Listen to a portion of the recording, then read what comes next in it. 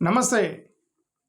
గరికపాటి నరసింహరావు గారు ఏం మాట్లాడారు అనే దాని మీద చూద్దాం. ఆయన ఇప్పుడు వీళ్ళతో ప్రాబ్లం ఏంటంటే, గరికపాటి నరసింహరావు గారు లాంటి రోజు డైలీగా మెసేజ్లు ఇచ్చే వాళ్ళతో ప్రాబ్లం ఏంటంటే, ఫేజుల కోసం, ప్రాసల కోసం ప్రతి దాని మీద కామెంట్ చేసి ప్రతి ఒక్కటి మాట్లాడి ఒక్కోసారి ఏమీ టాపిక్లు లేక ఏ టాపిక్ అంటే టాపిక్ మాట్లాడి ఇక్కడ ఇరుక్కుంటుంటారు. ఇప్పుడు ఈయన ఇరుక్కున్నాడు ఈరోజు. ఓకే, ఆ చిన్నపిల్లల యొక్క కోడిగుడ్డు మీద దాని మీద మాట్లాడాడు ఇతను.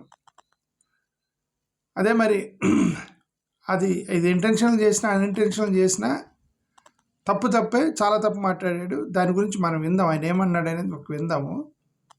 గతంలో ఇతను ఆంధ్రప్రదేశ్ పేరు మార్చాలి అంటే ఆంధ్రతో తప్పులేదు, ప్రదేశ్ అని ఒక సాంస్క్రిట్ పేరు మార్చాలని నేను కూడా చెప్పాను. ప్రదేశ్ అనే పేరు మార్చాలి, బికాస్ ప్రదేశ్ అనేది సాంస్క్రిట్ వర్డ్. మనం ఎందుకు తీసుకెళ్ళాలి, అవతల తమిళోళ్ళు వీళ్ళందరూ చేస్తే మనం ఎందుకు తీసుకెళ్ళాలి అని అంటే, ఈయన తెలుగునాడు అని అన్నారని చెప్పేసి మార్చాలన్నాడని ఇతను చెప్పాడు. ఓకే సరే, నాకు తెలుగు అనే ఆంధ్ర అనేది అంత issue, I don't have an issue.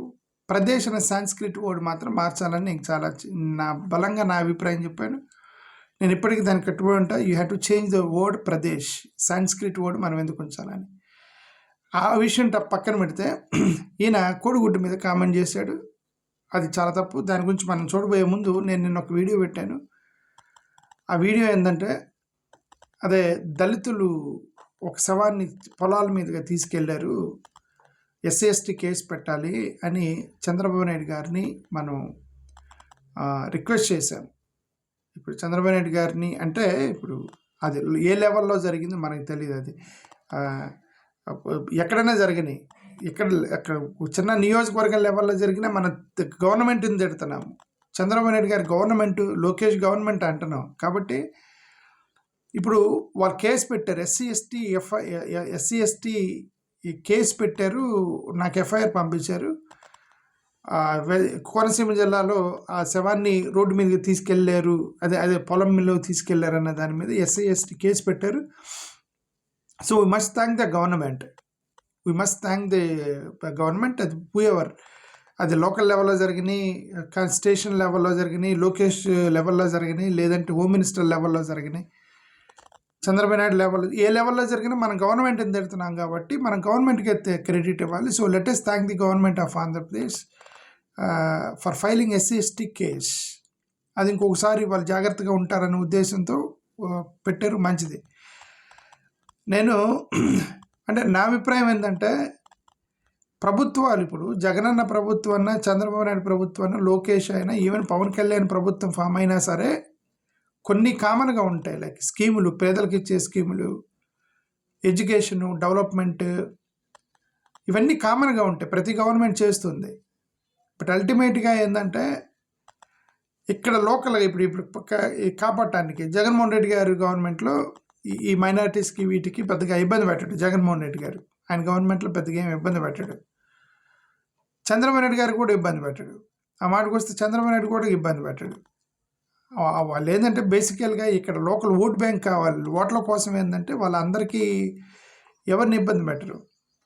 But at the end ఈ దేశాన్ని ఎటువైపుగా తీసుకెళ్తున్నారు అనే పాయింట్ మీద రెండు చర్చలు జరుగుతున్నాయి. నేను మీకు గతంలో చెప్పాను, the country is most important.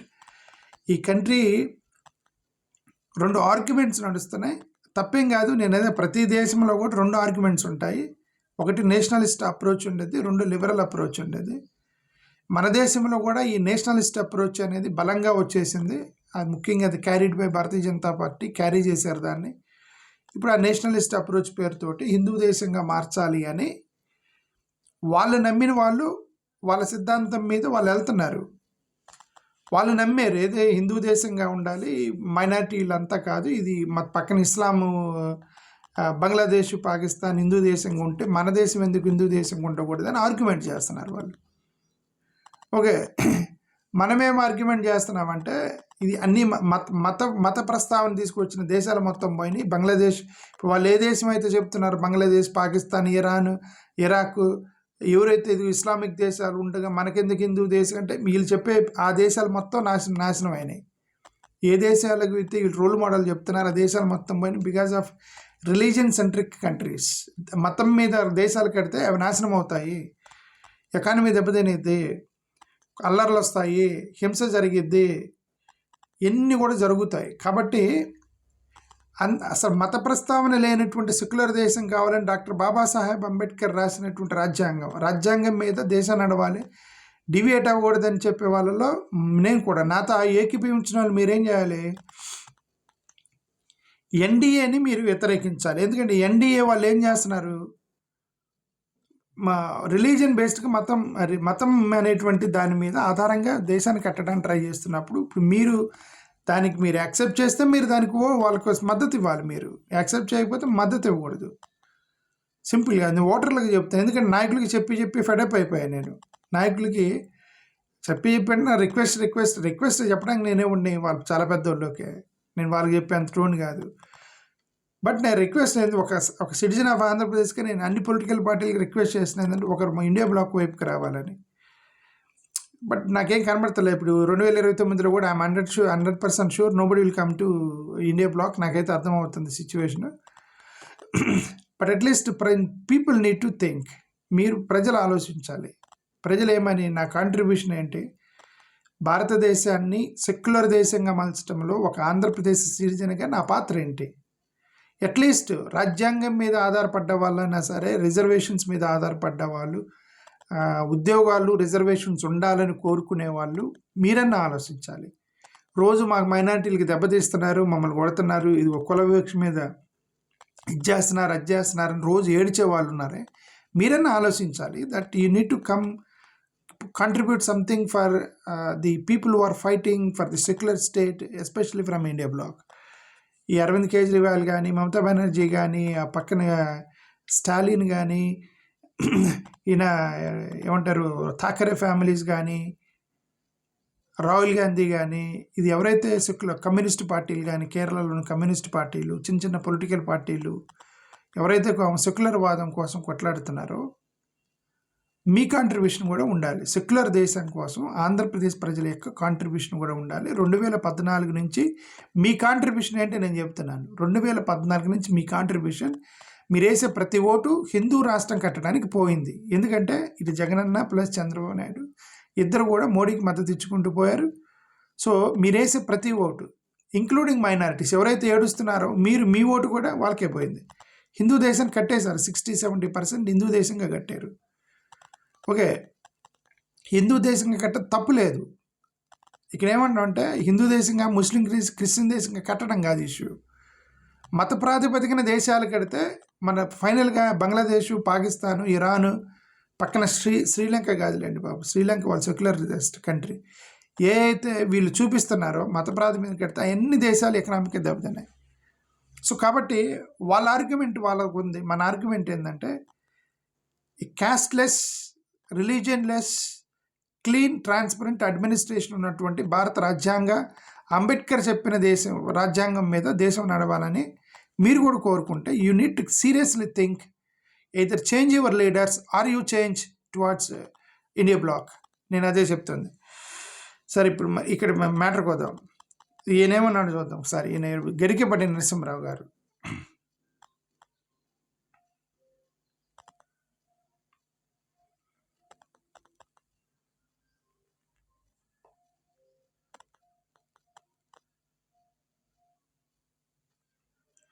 ఇది ఏమన్నాడు ఒకసారి.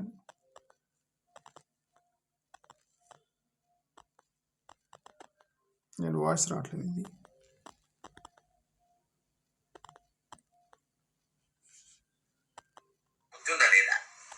ఇది చదువుకోమని లేదా ఎడుకోమని చెప్పాను. కొడుకుడు కోసం వస్తాను. ఈ గుడ్లు లెక్క రాయాలి మాస్టర్లు, వాళ్ళ కర్మ కాలిపోయి చదువు చెప్పక్కల. ఎన్ని గుడ్లు వెళ్ళే, ఎన్ని గుడ్లు మిగిలే, ఎన్ని గుడ్లు మధ్యలో మిగిలే, ఎన్ని గుడ్లు మాస్టర్ తినేసారు. ఇప్పుడు చదువు ఎందుకు చెబుతారండి? సరే, పిల్లలకు భోజనం పెట్టి ఏంటంటే వాళ్ళ భోజనాలు వాళ్ళు తెచ్చుకోవడం మానేమానండి. అంటే పిల్లలకు భోజనం పెట్టి పుస్తకాలు ఇచ్చి యూనిఫార్మ్ ఇన్ని ఇస్తే వాడు చదువుతాడా? శోభనం పెళ్లి కొడుకులో మంచమే కూర్చుంటాడు. ఎందుకు విద్యార్థికి సౌకర్యాల అవసరమా? చదువు రావట్లేదు ఎవరికి, భోజనాలే వస్తున్నాయి. పైగా అందులో బల్లి పడింది, పిల్లి పడింది, పడదా?